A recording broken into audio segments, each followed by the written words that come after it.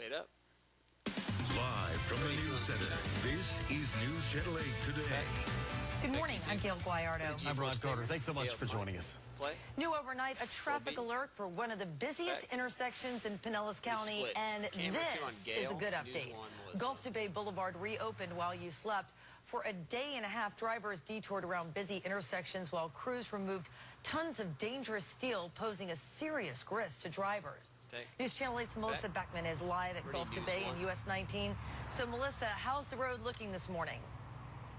Well, traffic is picking up now that people are starting to wake up and head on out to work and to school. The good news is all the barricades that were blocking the road for the last day and a half have now been pushed over to the side.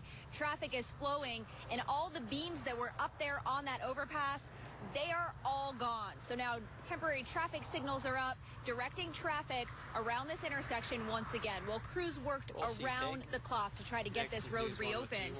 You know, it took them, as I mentioned, since Tuesday afternoon. The old US 19 overpass above Gulf to Bay Boulevard was actually set to be removed next week. But Tuesday, those plans suddenly changed. A steel beam twisted out of position and sagged, damaging two trucks that were driving below. Traffic was shut down from Tuesday afternoon until just about 6 hours ago, as crews used cranes to remove 4 huge steel beams that were holding that old bridge up. Well, with the road reopened, the question now is what caused all this. Of course, 8 on Your Side is investigating. We are looking for answers for you. And coming up in about 30 minutes, I'm going to let you know what we have learned so far from engineers and from the Florida Department of Transportation. Guys, I tell you, that's going to be good news for drivers. We had a shoot in that area, and it took an hour to get there yesterday with all the detours. All right, thanks, Melissa. All right, let's check in with Leslie now for any other problem spots this morning. Hi, Leslie. I just want to reiterate that good news. I just love bringing it to you folks. Here's what it is on the map there where Melissa was. Gulf to Bay US 19 completely open, but that's a good story. We've got other problems out there. West Tampa area. Just heads up if you're traveling through at the intersection of Cypress and Himes. There's a little depression in the roadway, and you're being routed around it. And so until they get that fixed, you're definitely going to see a little bit of delay, especially when we move into rush hour. And meanwhile, Polk County here at Lakeland area, US 98 at Ritter Road, an injury accident. It's off to the shoulder, not tying up any lanes. So a couple of problem spots out there for traffic, Lee. But what about weather? How are we looking?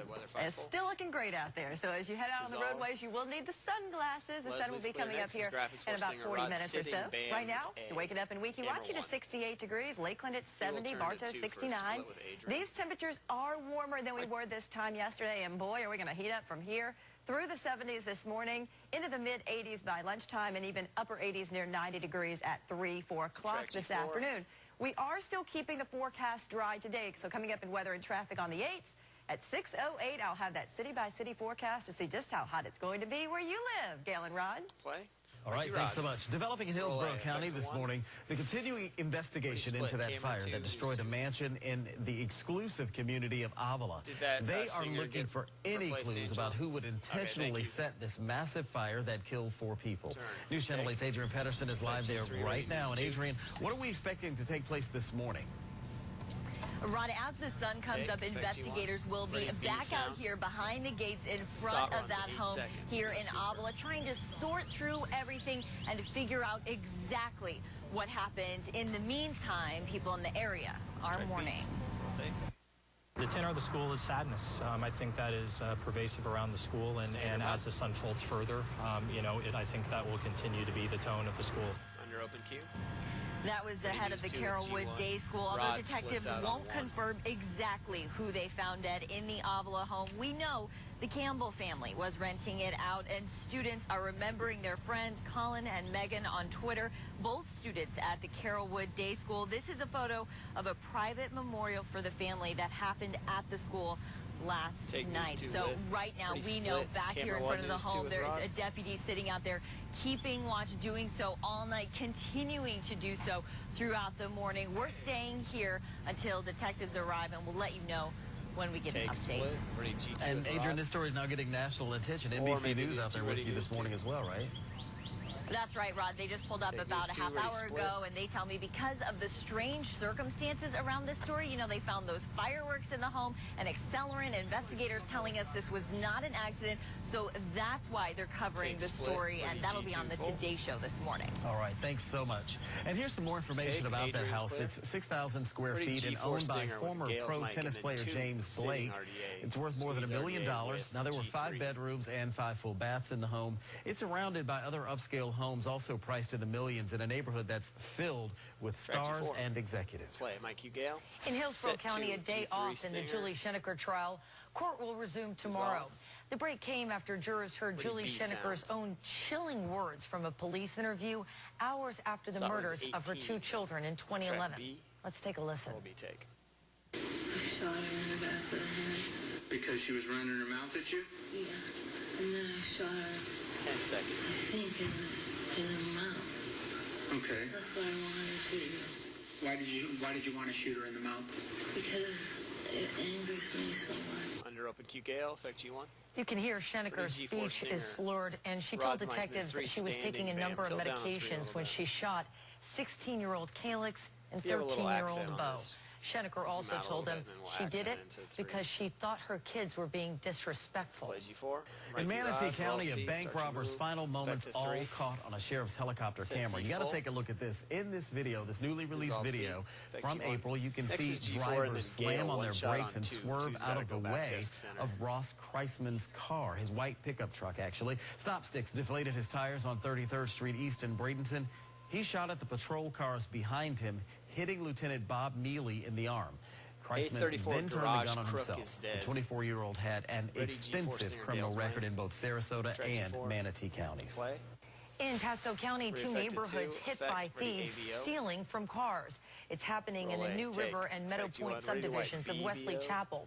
A surveillance camera captured the thief crawling under a fence and then walking away with items he had in his hand. A person of interest was captured on surveillance video at a Home Depot using a card stolen in the theft. Happening today, it is the day football fans have waited for anxiously all year long. It's draft day, and the Bucs have their 7th pick in tonight's first round. Right, who will Coach Lovie Smith and General Manager Jason Licht pick in their first draft with the Buccaneers? Will it be quarterback Johnny Manziel, perhaps a wide receiver, maybe a lineman? Well, later tonight, we'll have an answer to that for you. Our own Dan Luke is in New York City covering the draft for you. He'll be live all day today, starting at 4 o'clock with our First at 4 newscast. And then make sure you tune in for our special 1-hour draft edition of Bucks Bonus this Saturday night.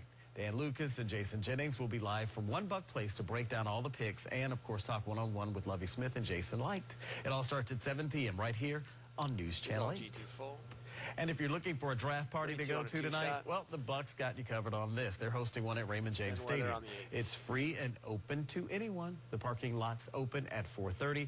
The draft party itself starts at 6. All right, time right now is 6:08. It's a great time for a party because the weather seems fantastically. Exactly right. So if you're heading out to Raymond James Stadium, put the sunscreen on and just expect it to be a little bit on the warm and humid side. I mean, when isn't it hot and humid at Raymond James Stadium, right? Temperatures in Lakeland Linder Airport right now, 70. Humidity at 100%. So, yeah, it's a little bit more steamy as far as clouds. Relatively clear now, and we'll only see a few develop through the day. So with all of that sunshine, Tampa will hit 89 this afternoon, but it's even hotter inland, 92 in Bartow. We'll hit 90 in Land O'Lakes, a high of 90 also in Riverview. Pinellas Park, you'll hit 88 degrees. So a warm, humid day in the Bay Area. So heating up on the roadways here with traffic on the 8s. Definitely getting busier, but we're still looking okay. Got a couple of problems. Let's get to them right now, folks. If you're going to be in the West Tampa area, I want to remind you about a little depression that opened up in the roadway yesterday. And this is right at the intersection of Himes and Cypress Boulevard. So you're routed around it, just follow the sign. It's not scheduled to be filled until next Friday. So keep that in mind for the rest of this week and next week as well. I'll let you know as soon as it wraps up. Meanwhile, as we head over to Polk County, US 98 at Ritter Road, injury accident here off to the shoulder. And taking a look at the camera, 275, getting a little bit busier, seeing a lot more cars southbound as you move towards downtown from Hillsborough Avenue. That's a look at weather and traffic on the 8s. Back to Rod and Gal. Take Mikey. All right, thanks, Leslie. A Texas community is grossed out as a serial pooper terrorizes their neighborhood. You heard that right. And a teacher fired for breaking up a fight in the middle of a classroom. Then we hit the road for Tarpon Springs to see why it's so unique to Tampa Bay. You're watching News Channel 8 today. Set one. Start your one. Commercial. 3, 2, 1. Traffic on News Channel 8 brought to you by Tampa break. Honda, home of a lifetime warranty. Two-shot.